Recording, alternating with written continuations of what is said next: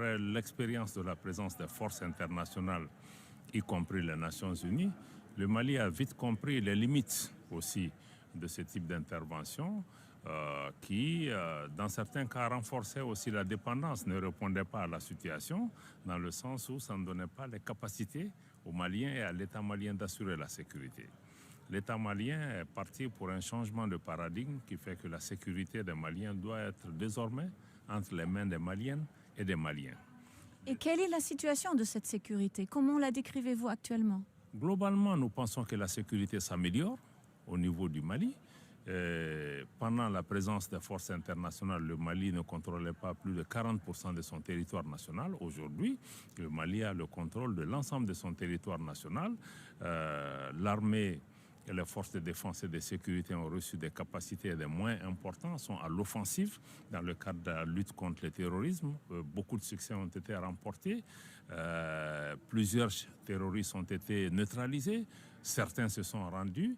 Et aujourd'hui, nous voyons que dans beaucoup de localités, des personnes déplacées et autres commencent à revenir dans leur foyer. Mais le défi sécuritaire est un défi de long terme. Et que même le terrorisme, le Mali seul ne peut pas vaincre. Mais pour cela, naturellement, le Mali reste ouvert. Aussi pour des partenaires. Pardon, donc vous restez ouvert? Le Mali reste ouvert. Le Mali a indiqué qu'il y avait juste 3 principes qui sont importants pour ces relations de partenariat. Le premier, c'est que tout partenariat doit respecter la souveraineté du Mali. Le deuxième élément, nos partenaires doivent respecter les choix souverains du Mali et les choix de partenaires opérés par le Mali et enfin prendre en compte les intérêts des Maliens. Si ces principes sont observés, le Mali n'est fermé à aucun pays, aucun partenaire, notamment l'Allemagne, qui a été le premier pays qui a quand même établi des relations diplomatiques avec le Mali et avec lequel nous souhaitons maintenir et même renforcer des relations dans tous les domaines. Aujourd'hui, sur le plan bilatéral, rien n'empêche le Mali de continuer à travailler avec l'Allemagne malgré certaines difficultés liées à l'environnement géopolitique. Parce que certains estiment que vous jouez à une politique de l'isolationnisme qui pèse un peu sur le pays. Que répondez-vous? Je crois que c'est une question de perception, c'est une question de narratif. Il y a certains anciens partenaires du Mali qui sont en train de tout faire pour essayer d'isoler notre pays à cause de nos choix qui ne leur conviennent pas parce que le Mali a décidé de se prendre en charge et de faire en sorte que nous soyons respectés et que notre souveraineté soit respectée. Donc, mais ceci ne nous dissuade pas parce que le choix que le Mali a fait, c'est pour assurer notre sécurité, c'est pour contrôler notre territoire, c'est pour le confort de nos populations. Et ces objectifs, nous allons continuer à les poursuivre.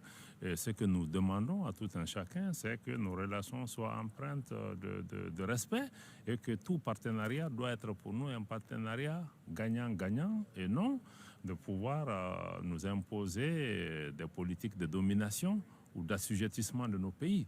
Et justement, ce sont ces politiques, nos choix, qui conduisent certains partenaires qui n'ont pas encore compris les changements qui s'opèrent en Afrique pour essayer de nous isoler. Mais comme je l'ai indiqué, nous ne le sommes pas. Nous avons créé la Confédération des États du Sahel avec le Burkina, le Niger. Nous travaillons avec des pays de la région, y compris en maintenant une discussion constructive avec la CEDEAO que nous avons quittée. Aujourd'hui, nous sommes à Berlin pour pouvoir avoir un engagement constructif avec les Nations Unies, malgré notre retrait de la MINUSMA et avec beaucoup de pays qui sont aujourd'hui présents. Donc, c'est une question de perception. Et comment est-ce que vous décrivez la relation avec l'ONU actuellement? La relation avec l'ONU est bonne. Globalement, elle a toujours été bonne. Le Mali était membre des Nations Unies depuis son indépendance. Les Nations Unies ont été présentes dans notre pays jusqu'à la mise en place de la MINUSMA.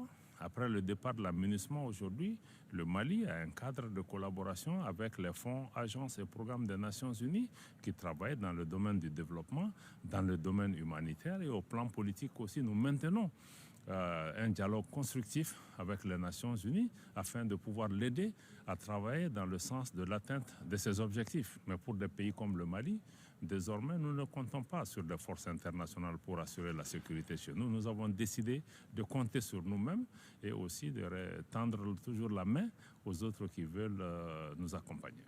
même s'il y a des menaces par exemple, venant des régions du Nord? Bon, vous savez, les régions du Nord aussi, c'est une question à relativiser. Il y a quelques années, le Mali avait pratiquement perdu la moitié, sinon 40% de son territoire national. Depuis le départ des forces internationales, le Mali aujourd'hui a recouvré l'entièreté de son territoire national. Kidal, par exemple, qui est une des régions du Mali, échappait au contrôle de l'État jusqu'à il y a 1 an et demi. Aujourd'hui, grâce aux efforts du gouvernement et des forces de défense et de sécurité maliennes, Kidal est revenu dans le giron de l'État malien. Et dans beaucoup de localités, l'État a fait beaucoup d'efforts pour faire revenir les gouverneurs, les préfets, les services sociaux de base, les écoles, la justice.